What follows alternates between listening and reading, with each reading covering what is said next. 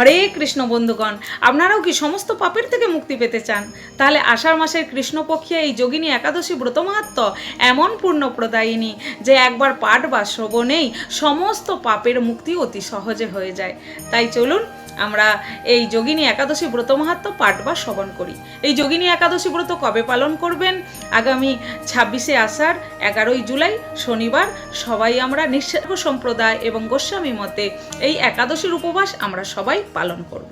কুম্ভ বৈবর্ত পুরাণে আষাঢ় মাসের কৃষ্ণপক্ষিয়া একাদশী ব্রত মাহাত্ম্য কথা যুধিষ্ঠির শ্রীকৃষ্ণ সংবাদ রূপে বর্ণিত আছে। যুধিষ্ঠির বললেন, হে মহারাজ কৃষ্ণ, আষাঢ় মাসের কৃষ্ণপক্ষী একাদশীর নাম কি, তার মাহাত্ম্য কি, পালন করলে কি লাভ হয়, আপনি কৃপাপূর্বক আমার কাছে বর্ণন করুন। কৃষ্ণ বলিলেন, হে মহারাজ, সমস্ত প্রকার পাপ বিনাশিনী মুক্তি প্রদায়িনী উত্তম ব্রতের কথা আমি তোমাকে বলছি, তুমি মন দিয়ে তা শ্রবণ করো। আষাঢ় মাসের কৃষ্ণপক্ষিয়া একাদশী যোগিনী নামে এই জগৎ সংসারে বিদিত রয়েছে। মহাপাপনাশকারী এই তিথি ভবসাগরে পতিত মানুষের উদ্ধার লাভের একমাত্র নৌকা স্বরূপ। ব্রত পালনকারীদের পক্ষে এটি সর্বশ্রেষ্ঠ ব্রত বলে মানা হয়েছে। এই সম্বন্ধে আমি তোমাকে একটি পৌরাণিক লীলা কাহিনী শ্রবণ করাচ্ছি। অলকানগরে শিবভক্তপরায়ণ একজন কুবের নামে রাজা ছিলেন। সেই রাজা প্রত্যহ শিব পূজা করতেন।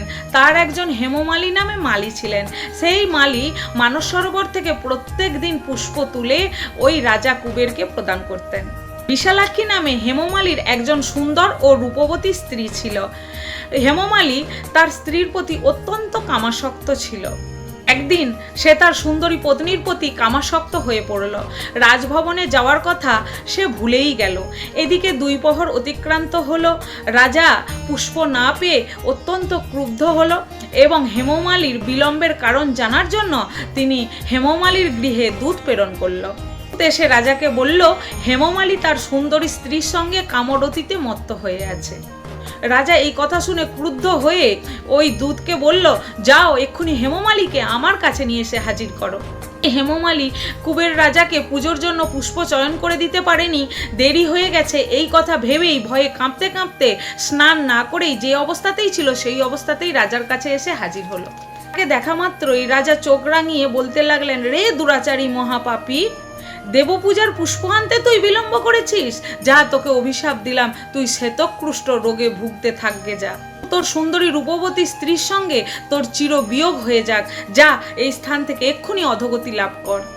এই অভিশাপে হেমমালী এবং তার স্ত্রী স্বর্গভ্রষ্ট হয়ে দীর্ঘদিন যাবৎ এই কুষ্ঠরোগে ভুগতে লাগলেন।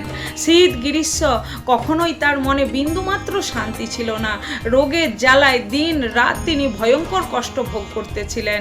কিন্তু দীর্ঘদিন মহাদেবের অর্চনের জন্য পুষ্প চয়ন করে দেওয়ার স্বীকৃতি ফলে তিনি কিন্তু বৈষ্ণব শ্রেষ্ঠ মহাদেবকে বিন্দু মাত্র ভুলেনি।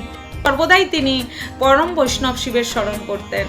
একদিন হেমমালী ভ্রমণ করতে করতে শ্রী মার্কেন্ডেয় মুনির আশ্রমে এসে উপস্থিত হলেন এবং মুনিকে দেখে দণ্ডবত প্রণাম করলেন। মার্কেন্ডেয় মুনি সহৃদয়ে রাজাকে জিজ্ঞেস করলেন, তুমি কার অভিশাপে এমন দুর্বিঘ্ন কুষ্ঠরোগে গ্রস্ত হয়েছ? উত্তর দিল, হে মুনিবর, আমি কুবের রাজাকে শিবপূজার জন্য প্রত্যহ মানস সরোবর থেকে পুষ্প চয়ন করে দিতাম, কিন্তু একদিন আমার এই সুন্দরী রূপবতী স্ত্রীর সঙ্গে এমন কামাসক্ত হয়ে পড়লাম যে দেবপূজার জন্য পুষ্প চয়ন করে দিতে আমি ভুলে গিয়েছিলাম। তাই রাজা ক্রুদ্ধ হয়ে আমাকে এই কুষ্ঠরোগের অভিশাপ দিয়েছেন এবং স্বর্গ থেকে অধোগতি করে দিয়েছেন। পরোপকারী হলো মুনিদের পরম ধর্ম, তাই আপন তো অপরাধী। কৃপা করে আমার প্রতি প্রসন্ন হন এবং আমাকে এমন কোনো উত্তম ব্রতের কথা বলুন যা পালন করে আমি এই দুরারোগ্য ব্যাধি থেকে খুব সহজে মুক্তি পেতে পারি। তখন দয়ার্দ্র চিত্ত মার্কেন্ড মুনি বললেন, হে মালী, আমি তোমাকে একটি উত্তম ব্রতের কথা বলছি।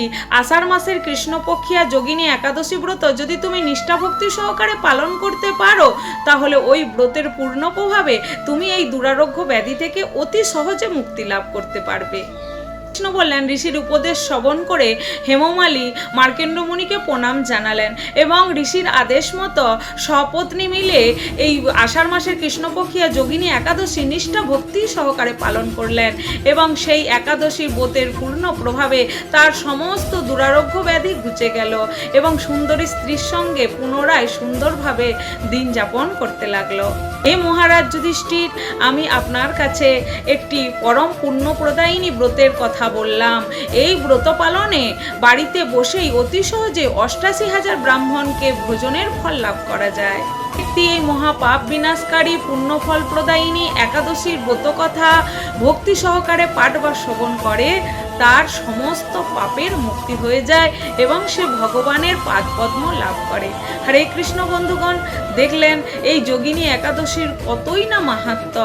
তাই আমরা যতই ব্রত করি না কেন, যদি একাদশীর ব্রত না করি, তাহলে ভস্মে ঘি ঢাললে যে ফল লাভ হয়, আমাদেরও ঠিক সেই ফল লাভ হয়। আর আমরা যদি 12 মাসে 24টা একাদশী ব্রত পালন করতে পারি, তাহলে অন্য কোনো ব্রত না পালন করতে পারলেও কোনো অসুবিধা হয় না। তাই আমাদের ছোট থেকে বড় নির্বিশেষে সকলের এই একাদশী ব্রত পালন করা অবশ্য কর্তব্য। আমরা কলিহত জীব, কলির মায়া থেকে মুক্তি পাওয়ার জন্য, ভবসাগর সমুদ্র থেকে উদ্ধারের জন্য, নরক যন্ত্রণা থেকে মুক্তি লাভ করার জন্য আমাদের প্রত্যেকের একাদশী ব্রত পালন করা অবশ্য কর্তব্য। আবার একাদশী ব্রত পালন করলে যেমন ব্রত মাহাত্ম্য অবশ্য শ্রবণ করতে হবে, তেমনি ঠিক পরের দিন সঠিক সময়ে পারণটিও করে নিতে হবে। তাই পরের দিন রবিবার 12ই জুলাই পারণ সময় হচ্ছে পশ্চিমবঙ্গ 9:30-এর মধ্যে, বাংলাদেশ 9:45-এর মধ্যে। সঠিক সময়ে মহাপ্রসাদ গ্রহণ করে অবশ্য পারণ করবেন।